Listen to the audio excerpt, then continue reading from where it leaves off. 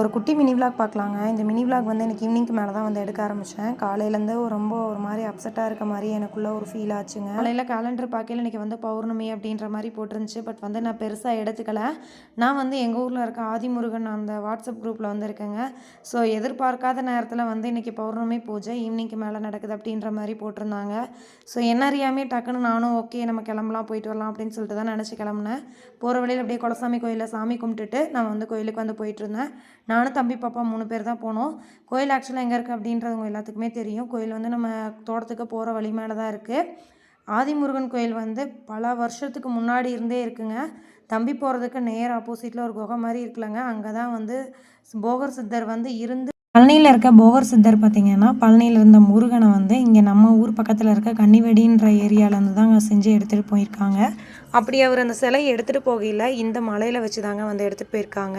என்னோட தாத்தா ஜென்ரேஷன்லேருந்தே இந்த இடத்துல வந்து கோயில் இருந்திருக்கு. பட் வந்து யாருக்குமே தெரியாமல் இருந்துச்சு. இப்போ ரீசெண்ட் டேஸில் தான் கோயிலை வந்து கும்பாபிஷேகம்லாம் பண்ணி இப்போ சூப்பராக வந்து ரெடி பண்ணிட்டாங்க. நான் இங்கே மேக்ஸிமம் வந்து வருவேன் அப்படின்றது வீடியோஸில் உங்கள் எல்லாத்துக்குமே தெரியும். இங்கே வந்துட்டு போனதுக்கப்புறம் எங்களோட லைஃப் ஸ்டைலில் நிறைய சேஞ்சஸ் நடந்திருக்கு. அது நான் மனசார வந்து நம்புகிறேன். அந்த பௌர்ணமி பூஜை எதுவுமா குரூப்பில் மெசேஜை பார்த்தோன்னே என்ன அறியாமையே டக்குன்னு வந்து கோயிலுக்கு போயிட்டு வந்துட்டேன்.